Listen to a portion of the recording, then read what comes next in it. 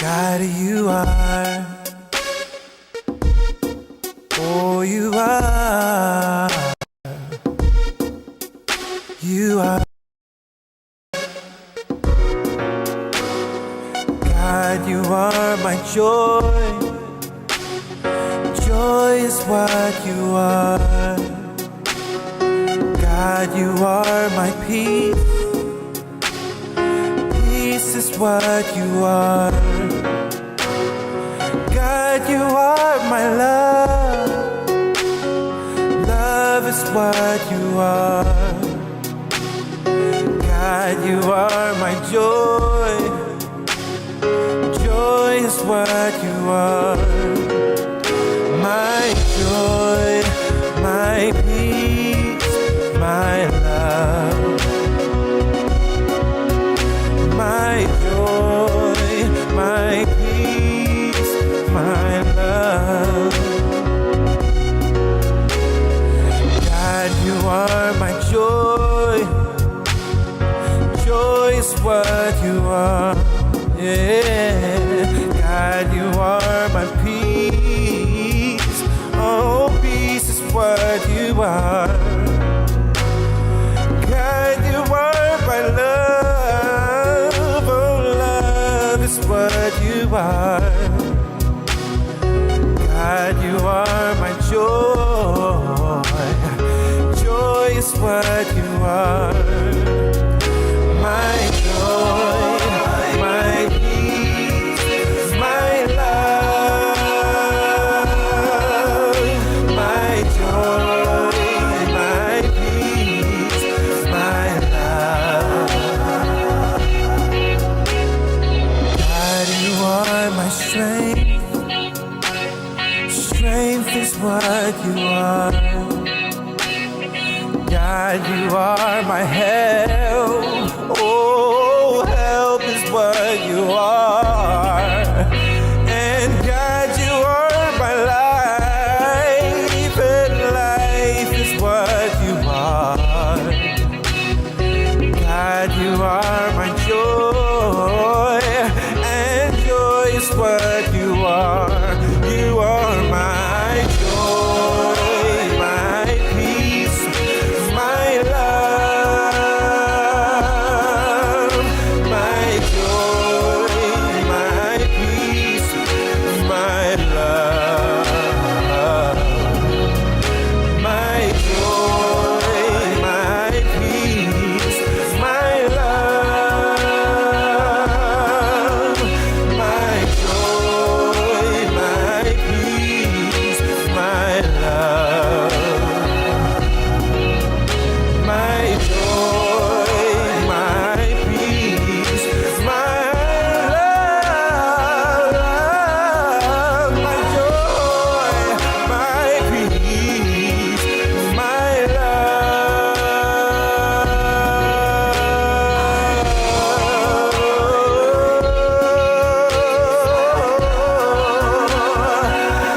God, you are my joy.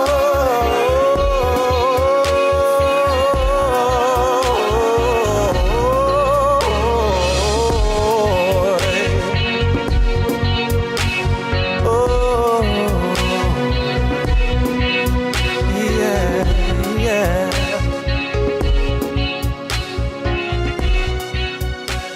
Na, na, na, na, na.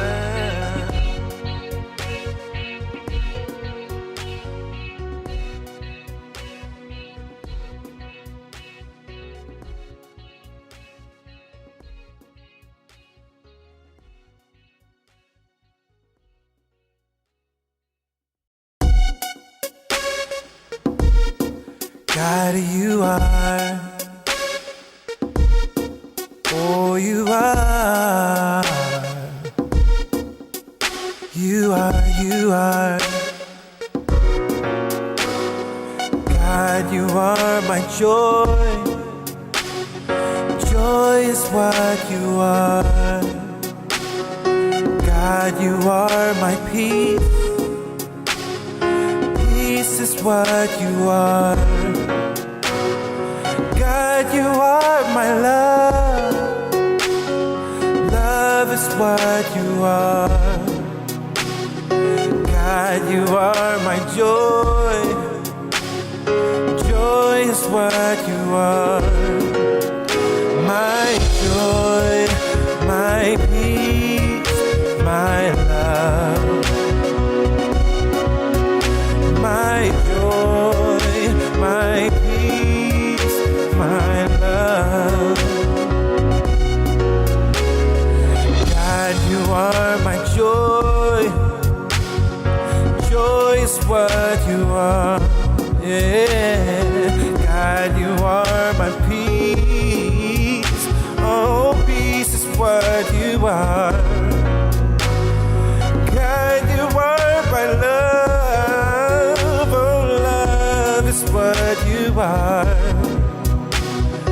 God, you are my joy. Joy is what you are. My joy, my peace, my love. My joy, my peace, my love. God, you are my strength. Strength is what you are. God, you are my help. Oh, help is what you are. And God, you are my life. And life is what you are. God, you are my joy. And joy is what you are. You are my joy, my peace, my love. My joy, my peace, my love. My joy, my peace, my love. My joy, my peace, my love. My joy, my peace, my love. My joy, my peace, my love.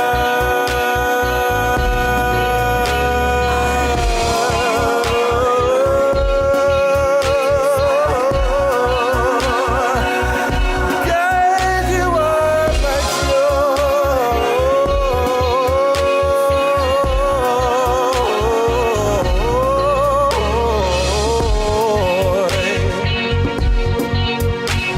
Oh, yeah, yeah.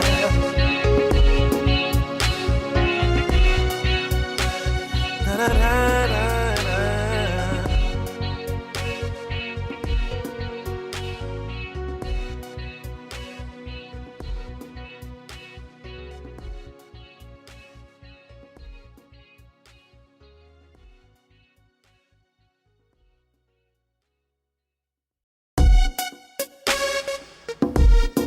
God, you are. Oh, you are. You are, you are. God, you are my joy. Joy is what you are. God, you are my peace. Peace is what you are. God, you are my love. Love is what you are. God, you are my joy. Joy is what you are. My joy, my peace, my love. My joy, my peace, my love. God, you are my joy. Joy is what you are. Yeah.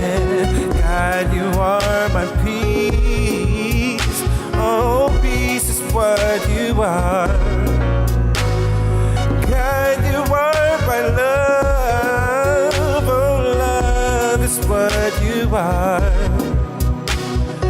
God, you are my joy. Joy is what you are. My joy, my peace, my love. My joy, my peace, my love. God, you are my strength. Strength is what you are. God, you are my help. Oh, help is what you are. And God, you are my life. And life is what you are. God, you are my joy. And joy is what you are. You are my joy, my peace, my love. My joy, my peace, my love. My joy, my peace, my love. My joy, my peace, my love.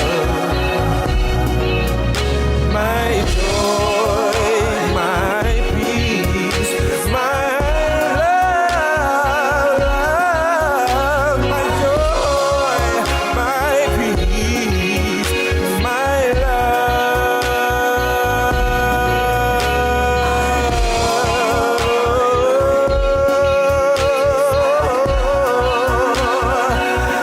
God, you are my joy.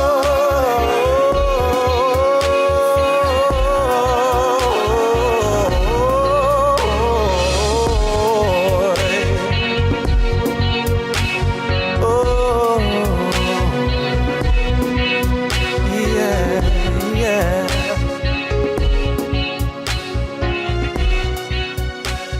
Na, na, na, na, na.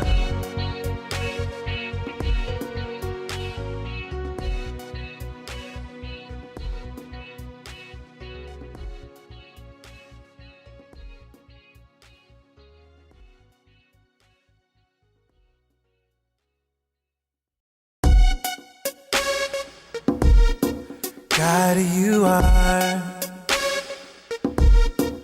Oh, you are.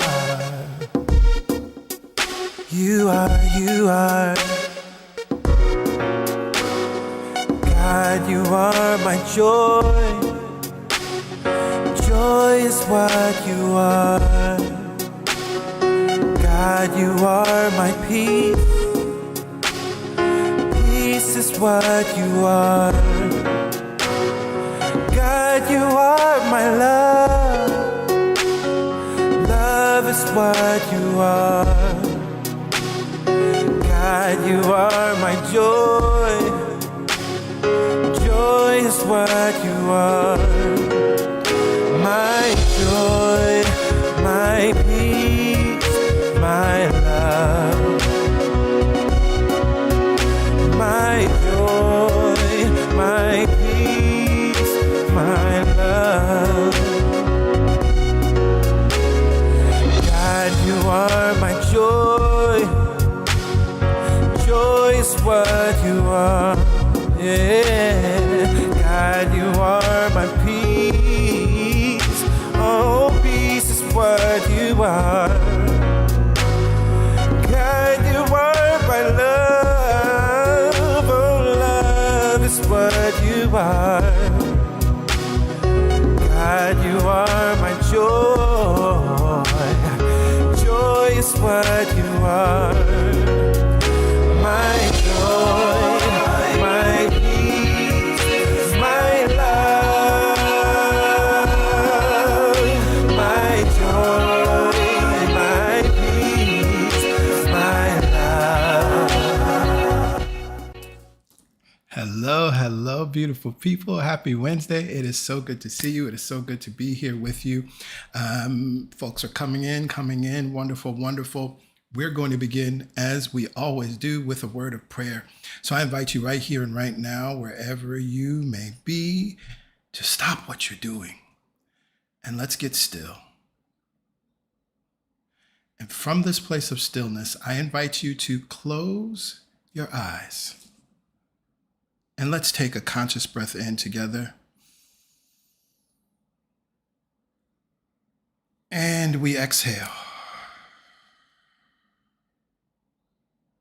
Again, we take a conscious breath in.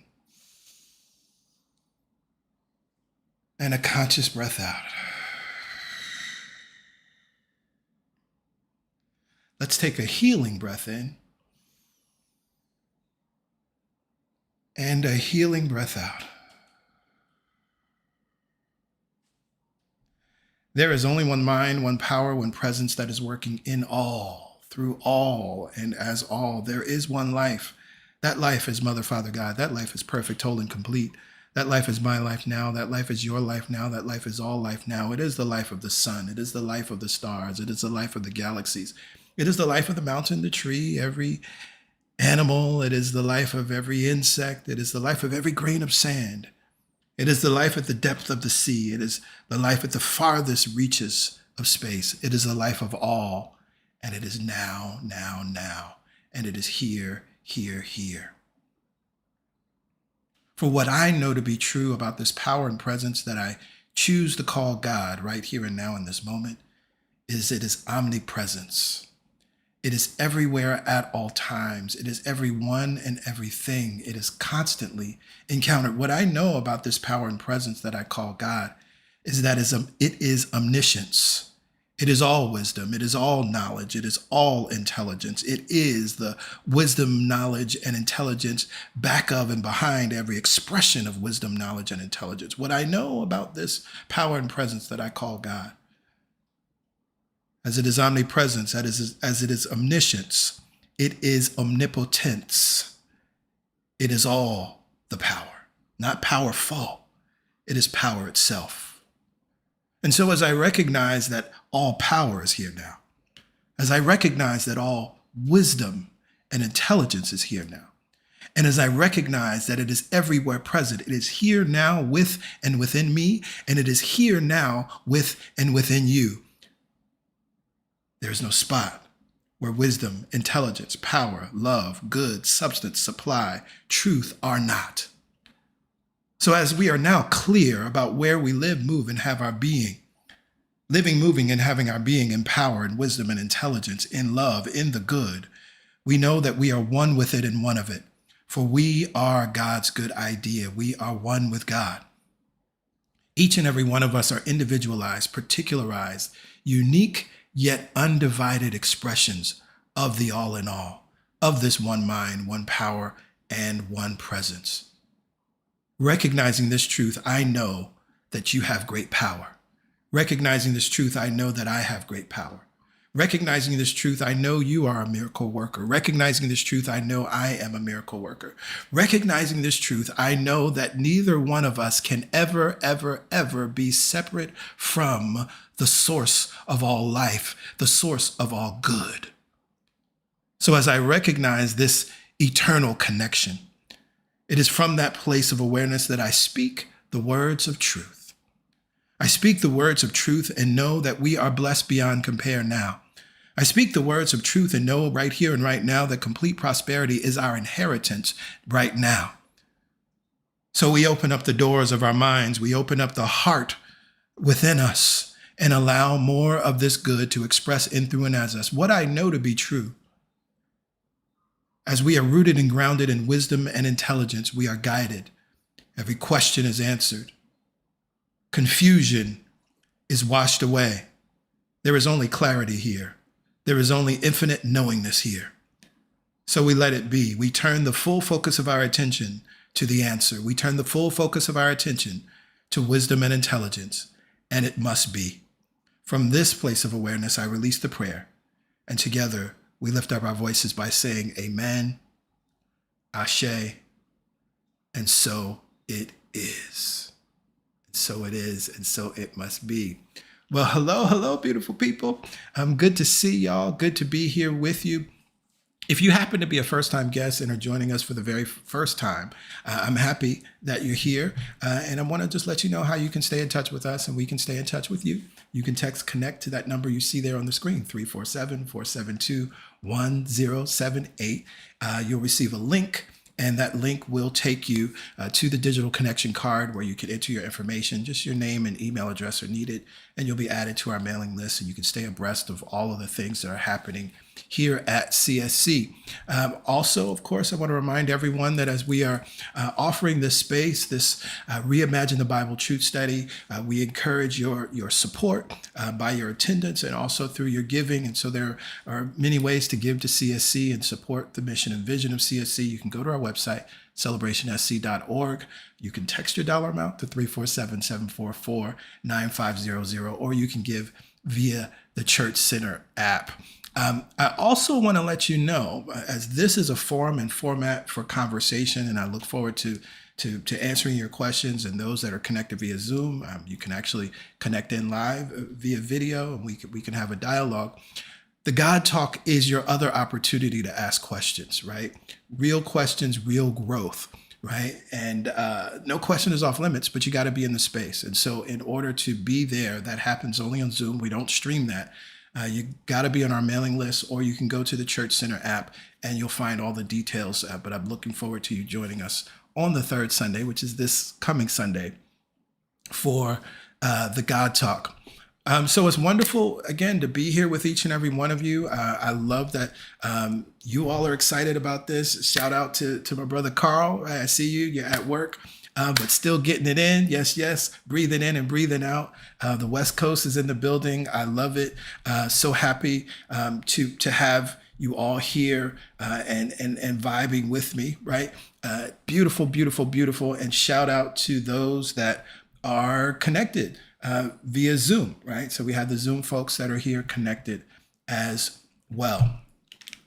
So where I want to start, I think we've been in a beautiful space in moving through the lessons of our series, Tell the Truth, the Science of Spirit, and How to Use It. And I think each of you in your own individual ways are coming to a new and powerful understanding and use of the science of spirit. If you're not in the Church Center app, in the CSC Live group, I encourage you to get the app and join the group, because I'm always answering questions there. Some wonderful questions came up after Sunday's sermon. And I did about a 15-minute video response, right, which I'm happy to do. And so we have this forum and format, but we continue the conversation after Sunday service, and we can continue the conversation even after this session. So I encourage you to do that, because there's always more, right? There's always more that's available. One of the things I think that's important is to kind of name where we are now. And I'll talk a little bit about this on Sunday as well. But the first 6 lessons are profound. And they're profound because they're really focused on the self, right? The first 6 lessons are really focused on getting your mind right? And understanding your world, and understanding how your understanding creates your world according to itself, right? What we're going to be moving into starting on Sunday as we go to lessons 7 through 12, this is then how we apply that knowing to the rest of the world, right? The external world and to external conditions. It always comes back to the self, but it's an important marker to kind of recognize that that's where the first 6 lessons take us. So the first thing I want to tap into is, what questions do you have, right? What's been coming up? I know that I reminded you all on Sunday to practice, right? And for many people, based on the comments, I could see that folks are like, oh, I started out kind of strong, but things kind of, happened, right? And there were many people that you recognize, okay, I'm going to get back into this. I'm going to affirm the statement of good. I'm going to affirm the universal denials. I'm going to affirm the universal affirmations. And that's wonderful. One of the things is for many of you, and this is a good thing, you might want to just stay with lesson one, right? The statement of good. Affirming and affirming that over and over and over again until you really get it in your bones. That's okay, right? Please don't feel rushed that like, oh, this, it's an exam that you have to cram for. And so you're trying to get it all in, right? I'm teaching this week by week. And of course, this will teach this across 13 weeks.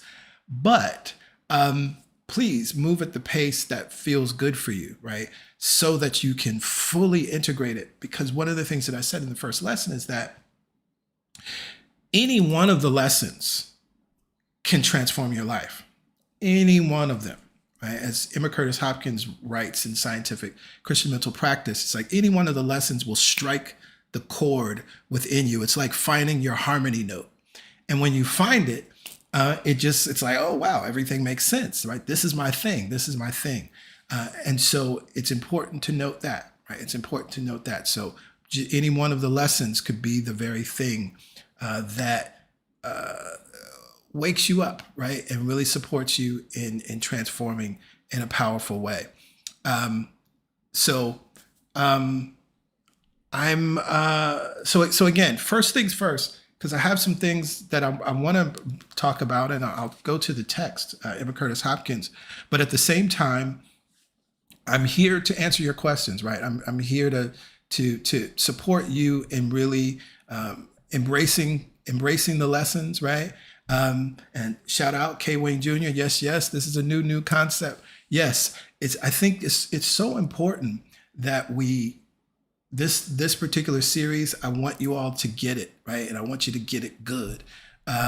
We will continue to bring other things, in the coming months related to this. And I know this kind of forum is something that folks have been asking for, and we'll dig, into some Bible stuff, right, as we move forward.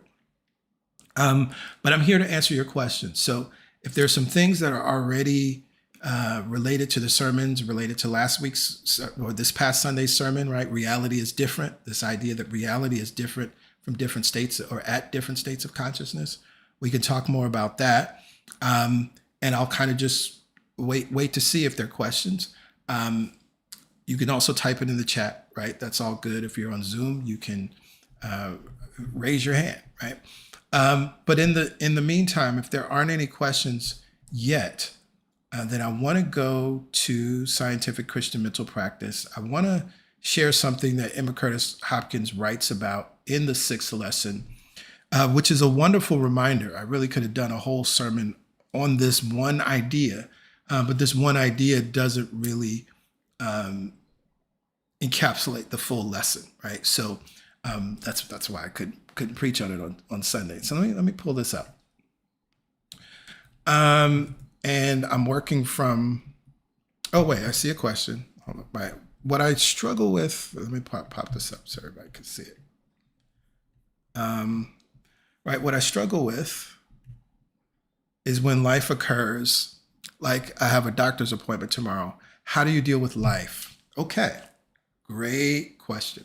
Okay, so one of the things, and if you're in the Church Center group, I can post this. There's a sermon that I did some years ago, Life Be Lifin'. And that's important because our language is important. So when we make a statement like when life occurs, right? How do I deal with life, right? Well, first of all, God is life and life is good. And, well, life is God, right? And so if life is God, then life is good. However, we've been taught to talk about life as though it's this thing that sometimes trips us up. It's this thing that gets in the way. It's this thing that we have to deal with. So the first thing is, how do you deal with life? Is heal your definition of life, right? And I believe that was from the Tell Me About Your God series. So that would have been 2024, I think, May, June of 2024, or April and May of 2024. Life be lifin'. So we've adopted that phrase to talk about how tough things are, right? How hard things are.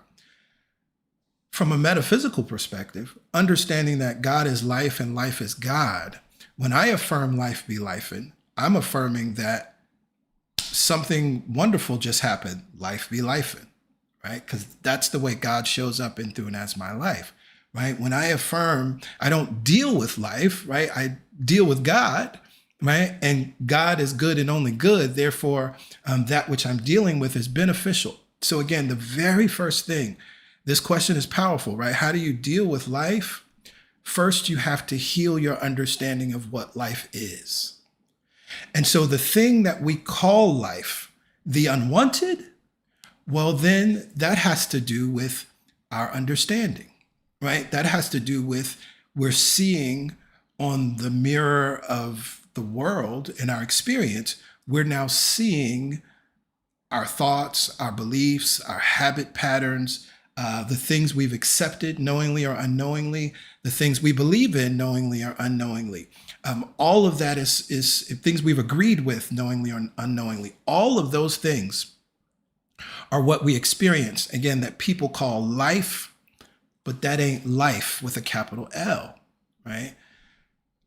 And we recognize then that those experiences are changeable because you are a changeless being in a changing world. So you said you have a doctor's appointment tomorrow, right? Now, I would imagine, and please share, right? Do you have any fear or any concern around this doctor's appointment? Or is this something that's just routine, right? That's an important thing to note, right? That's an important question.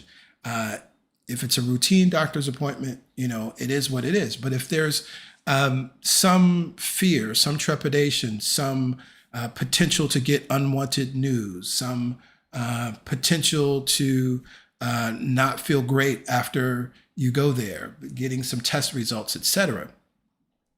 Well, this is where we use the tools that we've been talking about, right? So here, I think I don't have the statement of good. I'll pull that up later. But using the universal denials, but actually starting with the statement of good, and starting with the statement of good. And actually, let me get that up because we got to see the statement of good. That's really the important thing. Let's see the statement of good.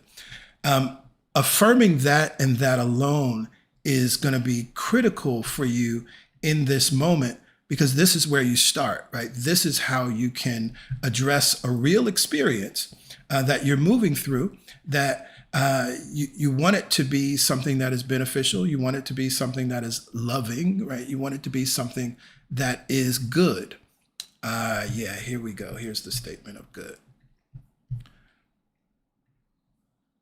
So this statement of good, what you want to begin to do, right? It's a chronic inherited condition that's neurological of sorts. Okay. All right. So where I would start, right? Do this tonight before you go to bed. And when you wake up in the morning, ideally before you get out of bed, affirm the statement of good.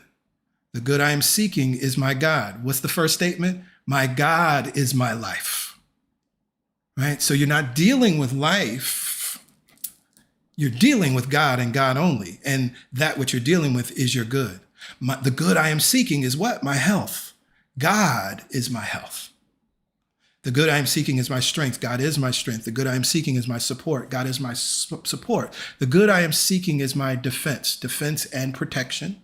God is my defense. Life is God. Truth is God. Love is God. Substance is God. And when you use this tonight before you go to bed, this is also important. Take a moment. Count backwards from 30 to 1 or 25 to 1. What that's allowing you to do is, as you're already at nighttime, we're already starting to move into an alpha state as we prepare for bed. And so we're moving into a more suggestible state, right? This is the same state that we were in when we were children. That's why at 0 to 7, there's so much stuff that's implanted in us, wanted and unwanted, that we live out even as adults because we were so suggestible.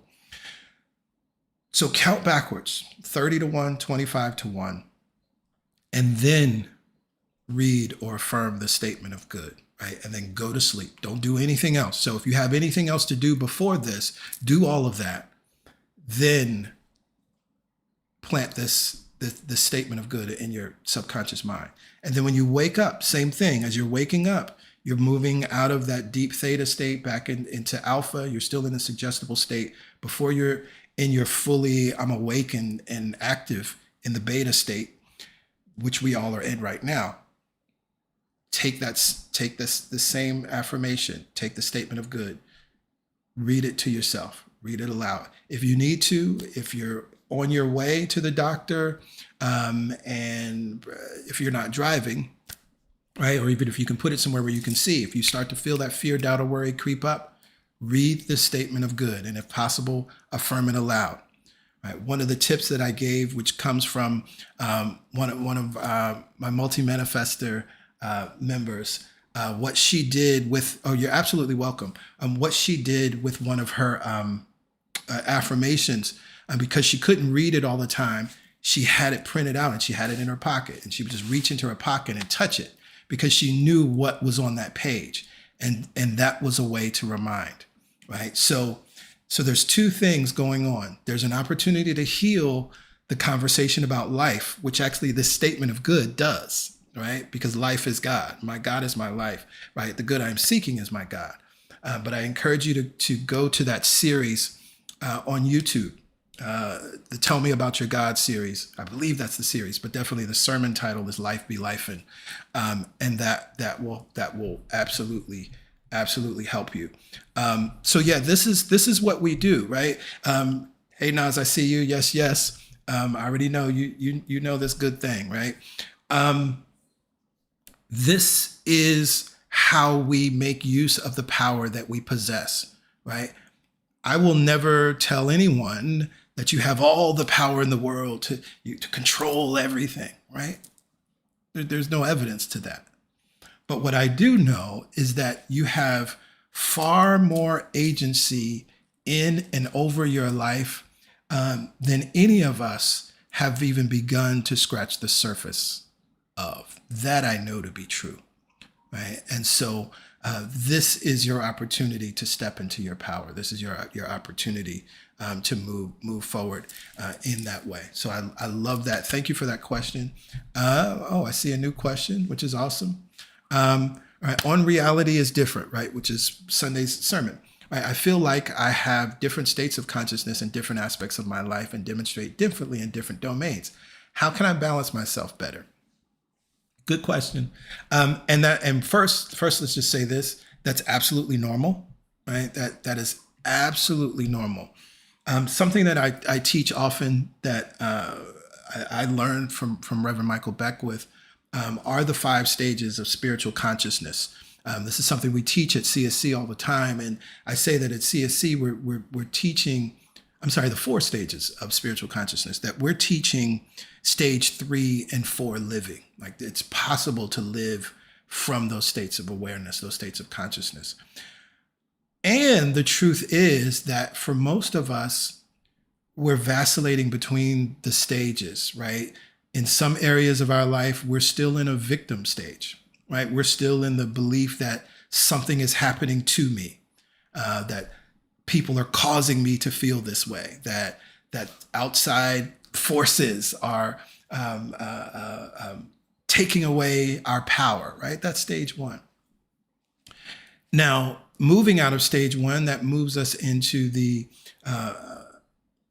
manifester stage, right? Or even the manipulator stage, right? And stage 2, that's where we start to feel like we have agency, that we have power, right? That we've learned that we can, manifest things and, thoughts become things. However, in that stage, we still think that we're doing it, right? We still think that we have control. And this is something that we see particularly all across social media as people talk about manifestation and talk about manifesting things. They really believe that they're in control. They're still operating in their humanness. And so stage 3 is where we get into truly a spiritual state of awareness, right? Where we're moving out of the manifestor manipulator stage, and we're moving into the stage that says, it is not I, but the Father within me that does the work, right? So this is one of the lessons that we talked about this week, right? It is not by my might, it is not by my power, but by the power and presence of God within me, right? So now you're in a place of surrender, right? But it's surrender that's power, right? It's surrender that's powerful. And then the fourth stage is the absolute state of oneness, the absolute state of transcendence, where there's the clear knowingness of your oneness, right? And so in the words of Jesus, I and my Father are one. There's a sense of source is operating, and you're aware of it in real time, and yet you're also aware of it's coming through you, right? And so that stage is called the vessel stage. So, right, in different parts of our life, we vacillate through those stages, and that's normal. Now, one of the ways that we get to balance that is by, I'm trying to think of the best way to put this, is by letting go of the idea that I have my relationship life over here, I have my career over here, I have my money over here, I have my family over there. Because what's the spiritual truth? The spiritual truth is that there is no separation. Now, we talk about that vis-a-vis, there's no separation between us and God, right? There's no separation between us and source. Imagine a tree having a conversation about one branch versus another, but you're looking at the tree and you're like, but it's all the tree, right? There's no, yes, this branch is on the left. Yes, this branch is on the right. Yes, this branch is higher. Yes, this branch is lower. But all I see is the tree. It's one thing. So I think the more that, and this actually goes back to, I think it was even in the first session, Put Down Your Bible, that idea about orderliness, that what begins to happen, the more that you spend time in this transcendent field, right? The more that you dip into this space of oneness, right? And come out into the world, what that is bringing is order and orderliness. And to your own awareness, it's minimizing and lowering not just your sense of separation between you and source. Yes, true, right? But also your sense of separation that there's some, again, my relationship life over here, my career life over here, my financial life over here, my family over here, my body over here. But the truth is, just as there is one mind, one power, one presence working in all, through all, and as all, right? Your one mind, what God is in the large, you are in the small, your one mind is working in all, through all, and as all. This is also why, because we got a question in the CSC live group about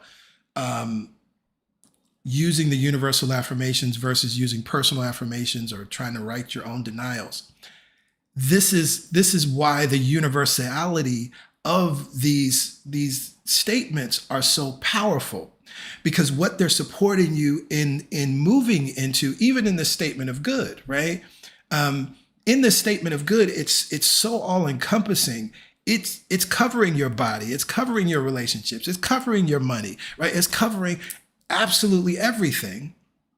And the more that you use these statements and also the universal denials and the universal affirmations, you're operating in this very holistic way. You're operating in this way that it's no longer, okay, I need to work on my finances. Okay, I need to work on my body. Okay, I need to find a lover. Okay, I need to do this, right? Okay, I want to change careers, right? It's always the statement of good. And I'm allowing the good that is as my life, as my health, as my strength, as my support, as my defense, as life, truth, love, and substance to outpicture, to demonstrate as my life? Right. So I love that question. I love that question because it speaks to the movement of the stages. We lovingly understand, compassionately understand that for most of us, we are moving through the stages, right? And a lot of that has to do with moving through the stages in different areas. And a lot of that has to do with some sense of separation, right? For many people, a lot of people, right? You may have developed some very savvy habits around finances. That may have been something, you learned growing up or through other means, but you can't stay in a relationship, right? Some people have no problems finding love, right? But their careers are a mess, right? And that's because we've been taught that there's separation. And this is one of the things that these wisdom teachings support to break down those walls, and it's wonderful, wonderful, wonderful. So I love that question. And shout out Dennis, I see you. So powerful. Attending Universal Truth Center in Miami Gardens. Yes, yes. Shout out to UTC. Shout out in love and memory of Dr. Mary Tumpkin. For the past 25 years, I'm a truth student through and through. Yes, yes. Love this series. So happy to have you. So happy that you're tapping in. So again, I'm gonna go a little bit to this text because there's something here that Emma Curtis Hopkins writes about that I think is beneficial. It's a wonderful reminder for all of us, and it kind of pulls from part of what I was just talking about, and it has to do with why become a truth student, right? Why we are a truth student, why tell the truth, right? Why use the science of spirit? And of course, I recognize that for almost all of us, I know it's true for me, we were in some level of pain, right? We were in some level of disappointment. We might have been in some level of disgust. And we were just like thinking about one of PY's sermons, right? There's got to be another way. There's got to be a better way, right? All of us at some level, that's how we came to these teachings, right? And while we understand that, it's important to highlight something here as we are continuing to go deeper into these lessons. And so I'm starting here where I have highlighted in yellow. Wait, let me move this so I can see this. All right, I'll read it from here. While one is studying the science for the sake of the body, his business or their business or intellect, their words are like shells filled with only desire. She's getting in our business. They will strike a moment when they will see that the science is to be studied for its own sake, that its ministry may bring them its gifts in its own order at its own judgment. The science is not a new enterprise to make money by, nor a new patent medicine, nor a new phosphorus for increasing brain forces. It is for its own sake. It is for the expression of the soul. Now, as I've shared, Emma Curtis Hopkins, she is and was a mystic, right? And so she sees these teachings from a very distinct way, and it's a way that I align with, right? That at some point, understanding, yes, that all of us came to these teachings in one way or another, seeking some relief, and these teachings will provide relief, absolutely. As you are delving into this, what she's stating here is important. And the reason why it's important is because most people that come to New Thought metaphysical teachings also can be very heady. And so then it becomes information for information's sake, right? You're kind of going deeper and deeper, thinking you're trying to understand, but what you're really doing is feeding the intellect. And so there's a clarity statement here, right? If you're studying this science for the sake of the body, your business, intellect, your words are like shells filled with only desire. And so what that means is that unknowingly, you're just in the posture of getting, right? You're in the posture, unfortunately, of even taking, right? And you don't realize that. That's not what your intention is, but that's what's happening. And PY and I were having a conversation the other day. One of the things I always find fascinating, for those of you who know the work of Abraham Hicks and Esther and Jerry Hicks, their teachings, although they teach the law of attraction, what Abraham teaches, and Abraham says it a zillion times, is the art of allowing. Not how to use the law of attraction so you can get rich. That's why people buy the books and show up. Not to use the law of attraction so you can get a lover. Not to use the law of attraction so you can expand your business. That's what people do. But it's teaching the art of allowing, right? And this is where Emma Curtis Hopkins is taking us to understand this truth, right? That it's for its own sake. It's for the expression of the soul. And if it's for the expression of the soul, you're allowing your soul to be illuminated. And when it is illuminated, the effect is light, right? Which then in our lives and in our world are the things that we want to be, do, and have, right? But it's its own thing. Yes. Shout out. That's a sermon all by itself. It absolutely is, right? And so she goes on, and this is where it becomes important, but also, very mystical. The soul is careless of money, careless of business, careless of bodily conditions. There we go. Okay.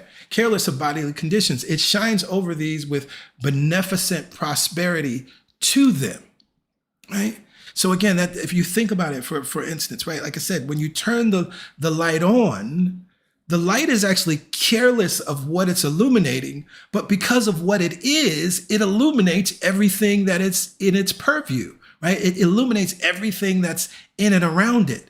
It shines over these with beneficent prosperity to them, right? And so then it benefits everyone who's in the vicinity of that light. It benefits everyone in the room. It allowed you to do so many things because you can see, but that wasn't what it was trying to do. The light didn't say, okay, well, I want you to be able to cook this meal, so I'm going to shine for you so in the kitchen so that you can cook. It's just being light. But the benefit is that you can see. The benefit is that you can see and now not chop your finger when you're chopping onions. She goes on, the doctrine of the soul is that while knowing all things and doing all things, it is identified with nothing. So then this is like kind of Buddhism 101, right? When we start to understand what non-attachment really means. While knowing all things and doing all things, it is identified with nothing. Right? Because the moment that it identifies with something, it no longer becomes what it is. The moment it identifies with something, it is diminished to that something when it is all. To the soul, there are no works to be done, yet all works are done by the presence of the soul. Again, using this analogy of the light. To the light, there's nothing to be done, but we turn on the light, right? So that things could be done, right? And they are done by its very presence, by it being what it is, things are done. The soul, as it is called, is the divine eye in each person, each man, woman, child. When it is prominent, there is a radiation of power from the mind and character, right? Radiate, again, light, illuminate, shines out. This is why this analogy of the light is wonderful. The mind that best causes the soul to shed abroad its power is the mind that is absorbed in the study of principle. Beautiful. So we absorb ourselves in the study of principle, recognizing that we're actually coming to understand ourselves, and the goal is illumination, not getting, right? The goal is no longer about desire. And so then she tells this story. The mathematician who studies mathematics for the sake of a seat in the university is not a successful mathematician. He is superficial and external, right? And superficial here is not, we use superficial in the negative sense, but what she's saying is that superficial in the sense of they're dealing only with that which is on the surface. That's all, right? And then thus external. D'Alembert, the French mathematician, I don't know if I'm pronouncing that right. I don't know much French. The French mathematician looked with great coldness on a young man who solved some abstract proposition with a view to a seat in the academy. Quote, "You will never secure it with that motive in mind," he said. The young man was not making mathematics his goal, but a seat of honor. So it is important then that we think and understand it in this way, right? That we are not studying these teachings with the goal of some sort of attainment, right? With the goal of arriving, right? And she goes on, "Shall the science of spirit be less jealous?" Now, of course, she's using this. She's anthropomorphizing the teachings, right? This is not even about God, because I know we all have that old thought, and we've heard in the traditional Christian way that God is a jealous God. She's not pulling on that old trope, right? She's just anthropomorphizing the teachings, right? Shall the science of spirit be less jealous? Right? If we know this is true of mathematics, we can appreciate that and understand that somebody that is just trying to do this thing for the sake of a goal, we would find them problematic. I'm thinking about that as a musician, right? Yes, there's so many wonderful accolades that can come from being a musician. There's so much gratitude that you can receive as a performer. But if I'm performing for people to be like, "Oh my God, you were so amazing," I've missed the boat. I've missed the boat completely, right? So we understand that. And so she's just saying, well, why would it be any different in the study of the science of spirit? It is to be studied for itself, not for external performances. For in keeping your eye on external works, you can see that the works are your goal, while the goal ought to be the spirit itself. There's a song that I love at Agape. They sing it all the time, right? I'm only here for God. No more struggle, no more strife. With my faith, I see the light. I am free in the spirit, and I'm only here for God. That comes from that awareness, right? It's no longer about attainment. I recognize that when I put the focus of attention on spirit and spirit alone, the good, all the good, everything that we named in this statement of good, all of it, life, health, strength, support, defense, the kingdom of God and its righteousness, right? All of these things will be added unto us, right? I'm clear about that now. So I keep my focus on spirit. And then she says, this is the meekness of spirit. And I talked about this in one of the sermons a few weeks ago. What this word meekness, it does not mean, oh, I'm so meek and humble. No. That's false humility, as A Course in Miracles talks about it. This meekness is true surrender to your power. This is the meekness of the spirit, that while knowing it does no works, it kindly overshines the operations we call works. Right? This is how Jesus, aka the truth, demonstrated and showed us that, right? That Jesus, the truth, as we read these miracle stories in the Second Testament, right? We hear in the mouth of Jesus, it is not I, but the Father within me that does the works. We hear in the mouth of Jesus, apart from my Father, I can do nothing. And yet, we see constantly that Jesus is kindly overshining the operations with what we call works or miracles, because the focus of attention was on true power. The focus of attention was true meekness, which is then true humility. surrendering to the power and allowing the power to operate through us. And of course, that is the experience and the expression of what I called extraordinary trust. That's what that is, right? It's powerful and wonderful. And so I love that she named that. I just thought it was important to kind of speak to that tonight, and name that, because as we continue to delve deeper, there's that push and pull of the intellect. This is why I continue to admonish folks, right? We just went to the text. I've been quoting the text. Get the book, add it to your library, but don't read it right now. Right? It's just because that's that thing, that's that intellect, that's that pattern that we all have of like, oh, the book, let me get the book, let me consume it. But as I said, if we're really honest with ourselves, right, we have enough information for an infinite number of lifetimes. But can we use what we have in this lifetime? Lesson by lesson, step by step. Any thoughts, any questions related to this, related to something else? Maybe something else popped up. This time moves really fast. I'm like, wow, the hour is almost up. But let's keep going while we have the time. Any thoughts? Any questions? Zoom or YouTube, Facebook, wherever you may be.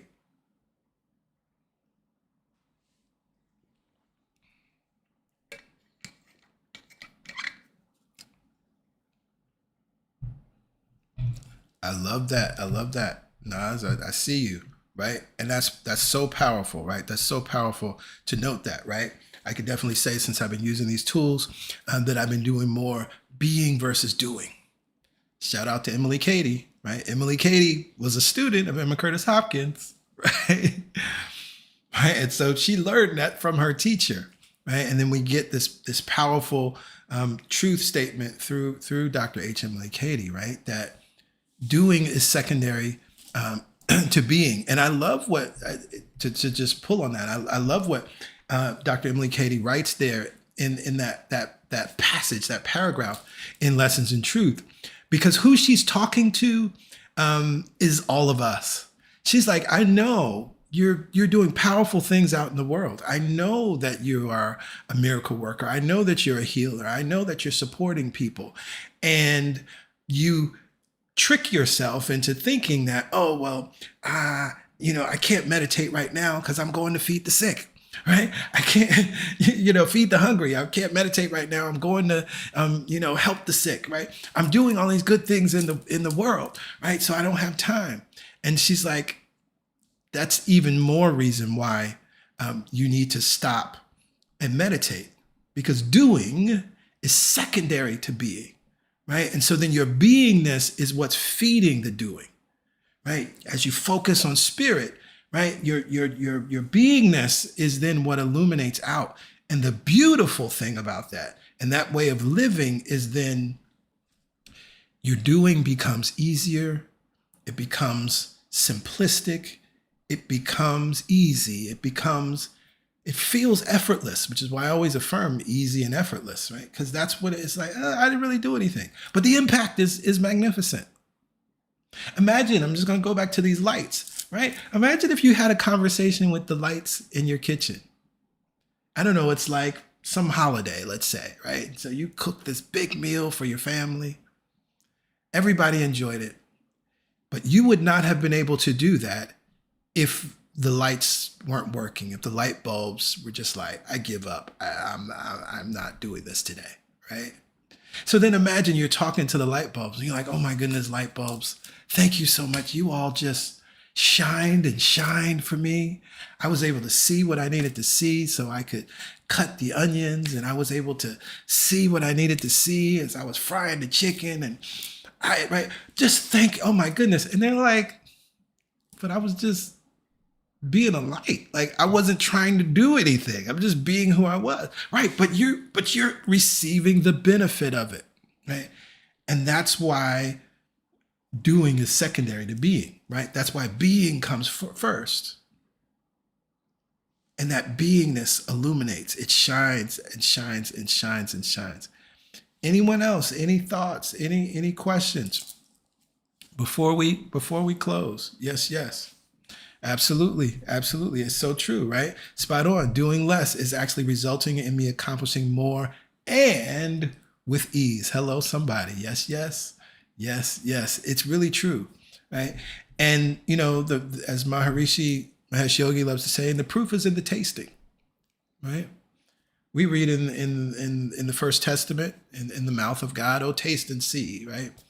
This idea of oh, taste and see that the Lord is good, right? Try it out. The proof is always in the tasting. I can tell you a whole lot about red velvet cake, but taste it for yourself. You no longer have to be convinced. You'll know it for yourself. And that's the point of power.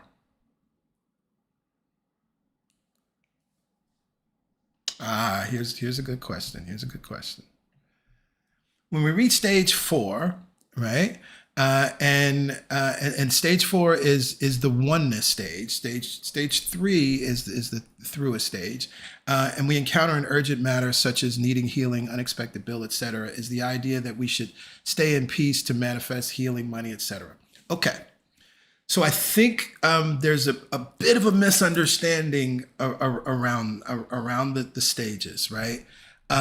Because it's not hierarchical. Right? It's not like moving to a grade. So when you say you reach the stage, it's not about reaching the stage. It's about living in the stage. And this takes us back to Sunday's message. Reality is different at different states of consciousness.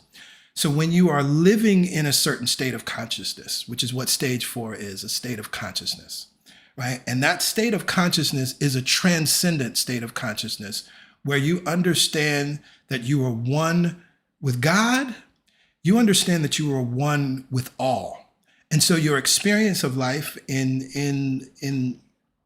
Maharishi Mahesh Yogi's teachings, he calls this unity consciousness, right? Or God consciousness.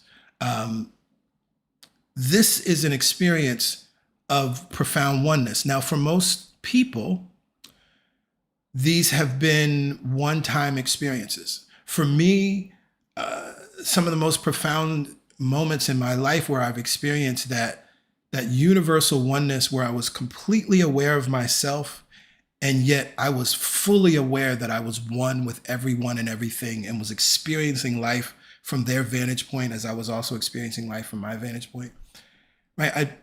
That was a moment, right? That was a moment in time, and I've had moments like that. What's profound about that is once you experience it, you can't sort of unsee it or unknow it, even if you're not experiencing it in real time all the time, right? But there is the opportunity, and there is the experience of many, right? That becomes how you see everyone and everything. So we're talking about a state of consciousness, right? When we talk about this stage, right? So your question then, right, when we encounter an urgent matter such as needing healing, unexpected bill, etc.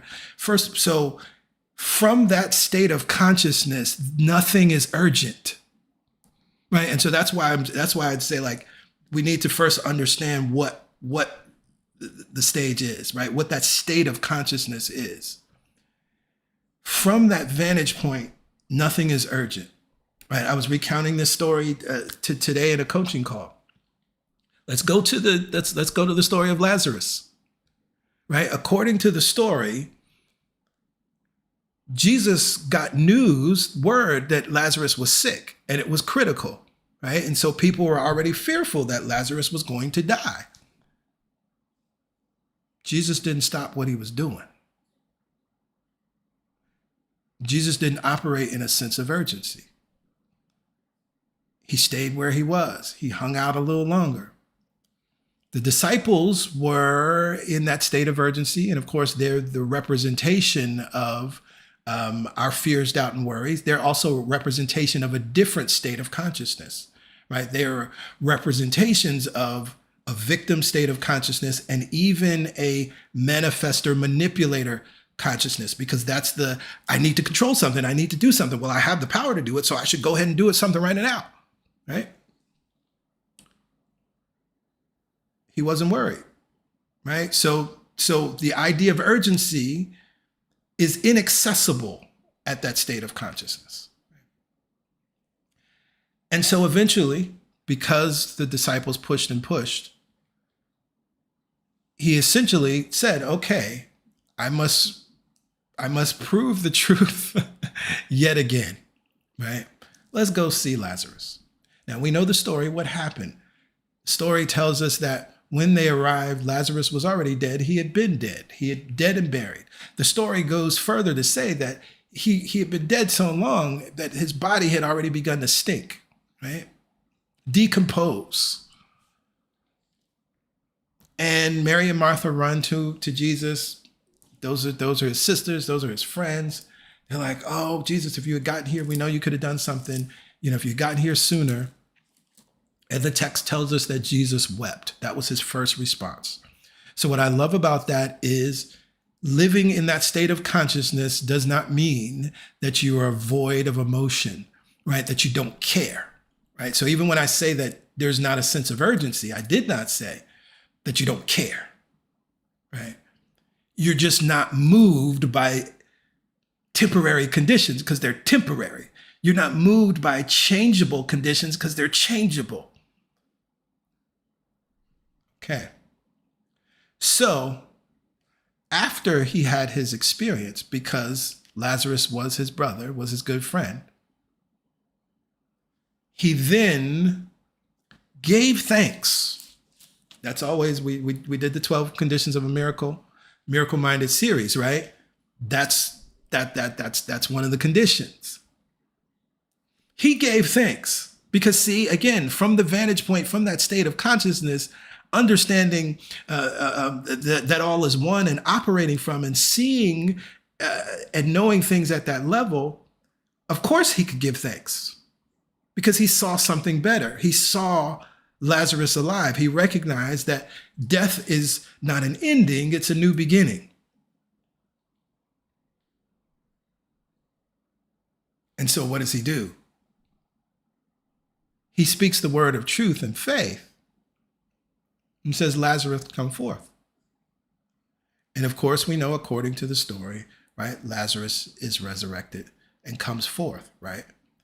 A new beginning, right? And that story is symbolic, right? Because it's demonstrating to us how we, as truth in us, when we allow it, how we can actually operate and respond, right? Because the truth really is, in our human experience, I would say 99% of what we perceive as urgent is not. And most of the time, what we think is urgent, that information is coming from a state of consciousness that is riddled with fear. It is coming from a state of consciousness that is not even just in a place of calm or ease, right? You can look at your own lives, right? And you can look back to moments in your life where it's like something you thought was urgent and you responded in from that place. It really wasn't, but out of your response, you might have made things worse, right? I love to offer that sometimes when you look at the outcome of a choice or a decision and it's an unwanted outcome, to ask yourself, was that from inspiration or desperation? Desperation is when we think our back is against the wall. When we're desperate, we don't think we have a lot of choices. When we're desperate, we're defensive. When we're desperate, if we think we have one choice, then we say, oh, that was all I could do, I had no choice. I didn't have any time. I was all alone. Desperation. Inspiration, which is a powerful word, it means God breathed. Right? So anything that's inspired, it's coming from the mind of God in, through, and as you. Right? And inspiration is always going to give you an infinite number of choices, an infinite number of opportunities. Inspiration is even going to know, well, even if I make this choice, I can make a different one. Even if this is not the right path, then it'll show me that that's not the right path so that I can choose a different one. So again, I love that question, right? Because it reveals so many wonderful things, right? But I think it's important to understand that those 4 stages are really states of consciousness, right? And again, what's beautiful is there are meditation techniques that support us in accessing those states of consciousness so that we bring more of that out into our life and into our world. Again, that sense of orderliness. But it is always a good indicator for ourselves to check in if we're operating and seeing everything through the lens of urgency. Because again, what appears to be urgent in our humanness is not always truly urgent. And the state of consciousness that knows it is one with the one, there's nothing urgent, right? And that's, again, part of what that story, the Lazarus story, is admonishing us to embrace and understand, right? Which is wonderful, wonderful, wonderful, wonderful. Oh, Carl, I see you. Yes. This live, it's available. It'll be available on YouTube. So you can come back to it at any point in time. The Facebook recording will delete eventually, but this will be on YouTube. So definitely come back to it. So with that said, again, an hour goes by so fast, but this has been good. Wow. This has been really, really, really, really good. Again, I want to remind you, those that are able to support this and what it is that we're doing, here are your ways to give. It's very easy to give to CSC. You can go to our website, you can text to give, you can give via the Church Center app. And I encourage you to go to the Church Center app. I meant to put that, I don't have the slide available. But you can go to celebration, sc.churchcenter.com/setup, or you can just download the app and search for Celebration Spiritual Center and join us in the CSC Live group, because there's a thread. I'll be sharing more things and, of course, answering more questions.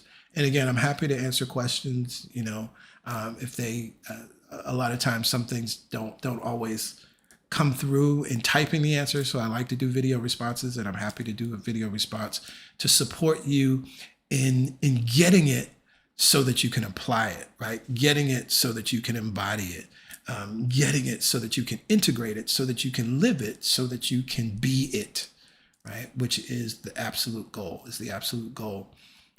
So again, I love and appreciate y'all. Thank you for being here. Tell somebody about this, invite them to join us. We'll be back here together again on the 4th Wednesday. And of course, this Sunday, I'll put it up again, is God Talk Sunday. So it is your opportunity to ask more questions, and particularly in the God Talk, learning how to apply new thought metaphysical principles to the real things that are happening in your lives, right? If you have doubt, bring it, right? Whatever questions you have, bring them. Because we have real questions that lead to real growth. Love and appreciate y'all. Shout out Sandra, I see you. Great comment, right? This is amazing. This is really helping me to get it, right? I love that. Hey, Heather, I see you. Love and appreciate you all. See you on Sunday. Keep living on purpose, with purpose and power, and with love. And we'll see you on Sunday. Okay? Bye for now.